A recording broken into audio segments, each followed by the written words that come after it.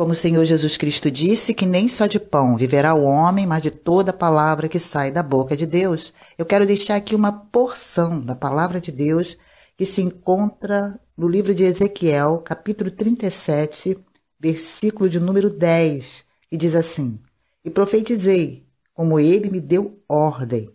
Então o Espírito entrou neles e viveram e se puseram em pé um exército grande em extremo. Essa passagem fala sobre a visão de um vale de ossos secos, o qual o profeta Ezequiel teve.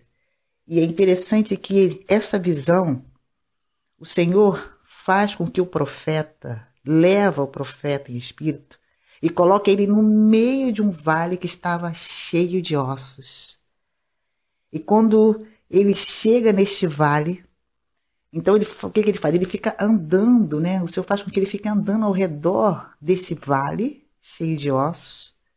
E eram muitos, estavam sequíssimos. E ali, o Senhor faz uma pergunta para ele. E diz assim: Filho do homem, poderão viver estes ossos? Aí o profeta diz: Senhor Jeová, tu sabes. Que situação. Esse homem de Deus, esse profeta, e o Senhor faz com que fale uma pergunta, ele responde até com muita sabedoria, ele foi sincero: Senhor, tu sabes. Porque humanamente falando, diante daquele vale de ossos, e eram sequíssimos, seria impossível, humanamente falando. Aos nossos olhos, seria impossível de fazer com que aqueles ossos pudesse ter vida novamente.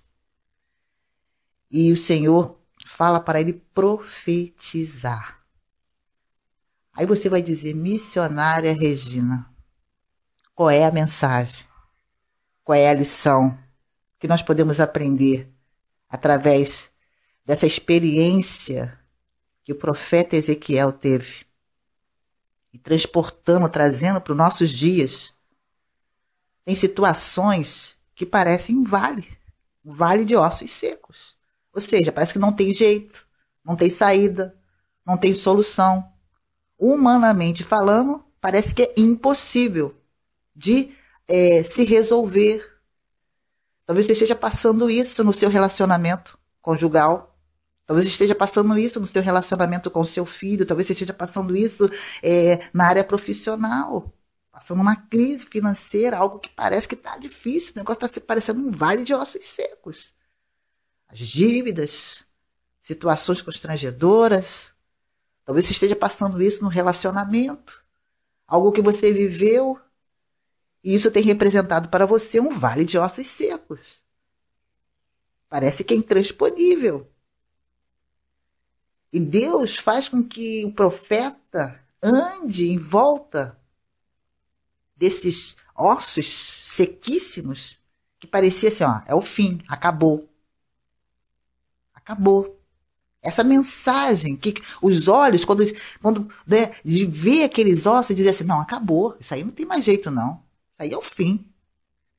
Mas o Senhor Deus, ele faz com que o profeta venha exercitar a fé. Palavra, profetizar. E eu quero dizer para você, mãe, profetiza. Comece a profetizar no seu lar, no seu casamento. Comece a profetizar sobre a vida do seu filho, sobre as suas finanças. Comece a profetizar.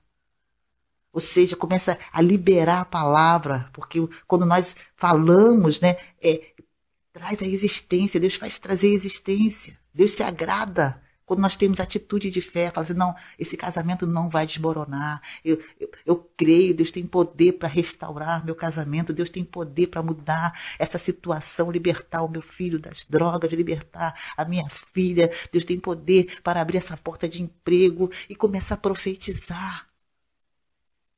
Começa a profetizar sobre aquilo que aos olhos humanos parece que é impossível, mas começa a profetizar, mas com os olhos da fé, crendo no impossível. Na hora o profeta falou assim, Deus, tu sabes, só tu sabes. E realmente Deus, ele sabe de todas as coisas. Tanto que ele sabe que ele fez com que o profeta viesse a profetizar sobre aquele vale de ossos secos. Deus poderia trazer ali uma palavra e ali ia acontecer, mas Deus ficou aquele homem. Deus queria que ele vivesse isso. Porque são situações, há um potencial que muitas vezes nós desconhecemos. Que o Senhor está aguardando que nós venhamos a nos posicionar. Que a gente muitas vezes espera de Deus. Não, Deus, eu estou aguardando quando o Senhor falar e vai acontecer, porque a sua voz é a voz como de muitas águas. Não, Deus está esperando de você. Deus quer o seu posicionamento, porque Ele sabe que você, e Deus te deu capacidade. Quando você abrir a sua boca, quando você começar a profetizar, sabe por quê? Tem hora que a gente abre a boca para falar coisas ruins, negativas. Que não faz com que venha trazer vida. Pelo contrário, parece que o negócio enrola mais, embola mais, complica mais. Agora, quando nós usamos, né, esse veículo poderoso, né, profetizar, falar, quando nós abrimos a boca e começamos a profetizar a palavra de Deus, porque foi o que o profeta fez. Ele profetizou a palavra. Ele profetizou aquilo que Deus ordenou a ele para fazer. Aí teve resultado. Porque ele começou a profetizar sobre aquele vale de ossos. É uma coisa doida, né? Tem hora que tem umas coisas meio loucas, né? Mas Deus, ele faz essas coisas assim, sabe? Porque ele sabe, ele conhece. Tem hora que ele está sofrendo, mas já era para estar resolvido há muito tempo, porque a gente não abriu a boca, a gente não profetizou, a gente não, sabe? Não, temos que começar a colocar em prática o que é palavra. Aí, quando o profeta começou a profetizar, aí começou a acontecer. Porque ele começou a profetizar a palavra do Senhor e não a palavra dele. Não aquilo que o coração dele, aquilo que os olhos, né? Não, mas ele começou a profetizar a palavra de Deus. E ali as coisas começaram a acontecer, né? Aí começou, quando ele começou a profetizar, quando ele olhou, as coisas começaram a se mover, começaram a acontecer. Aí como ele diz no versículo 8, e olhei e eis que vieram nervos sobre eles, e cresceu carne, estendeu-se pele sobre eles por cima, mas não havia nele espírito. E ele me disse, profetiza o espírito, profetiza, filho do homem. Assim diz o Senhor Jeová, vem dos quatro ventos, ó espírito, e assopra sobre esses mortos, para que vivam. E sabe o que aconteceu? Ele profetizou, ele deu ordem, e ele viu sobrenatural de Deus acontecer, porque aqueles ossos viveram e se puseram em pé um exército grande e extremo, porque ele obedeceu à voz de Deus e viveu o sobrenatural. Porque esse vale de ossos secos, na realidade, era o povo. O povo estava assim, porque foram levados cativos, porque pecaram, né? Pecaram, foram levados cativos. Eles não tinham mais esperança. Eles estavam sem esperança. Eles acharam que ia ficar ali, daquele jeito ali, que o Senhor Deus não ia mais ter misericórdia deles. E aí o Senhor estava falando que há esperança. Tem coisa na nossa vida que a gente pensa, não, depois dessa decepção, depois dessa... acabou, não tem mais jeito, não tem mais esperança. Ou talvez você errou alguma coisa que você fez, que você reconhece, e fala, não, depois disso que eu fiz, porque eu errei, eu não tenho, né? Como se Deus, você diz, não tem direito ao perdão de Deus. Realmente nós não somos, Deus nos perdoa porque é a misericórdia e a graça dele. Mas ele nos perdoa, ele nos dá uma nova chance. Desde o momento que nós nos arrependemos, ele nos dá uma nova chance e ele esquece, apagou, para de ficar sofrendo, remoendo, como se Deus não tivesse te perdoado ainda, como o perdão de Deus fosse algo à prestação. Não é assim, não. Deus perdoou. E quando ele perdoa, ele esquece. Então avança. Errou a primeira, isso para poder. É uma lição para a gente não errar mais. Você não vai mais errar nisso. É uma lição. Mas segue, continua, prossegue. A esperança. Houve arrependimento? Então, segue. Deus tem coisas lindas para fazer. Levanta.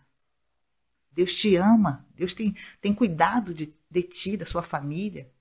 Então, que você possa profetizar. Mulher de Deus. Profetiza, mãe. Profetiza, esposa. Profetiza, filho. Aplica a palavra de Deus, viva a palavra de Deus. E você vai ver o sobrenatural de Deus acontecer, como Ezequiel viu através desse vale, que deixou de ser um vale de ossos secos. Deus abençoe você grandemente, você e toda a sua família. E não se esqueça, hein? Inscreva-se no nosso canal Discípulo Net 2. Fique na paz.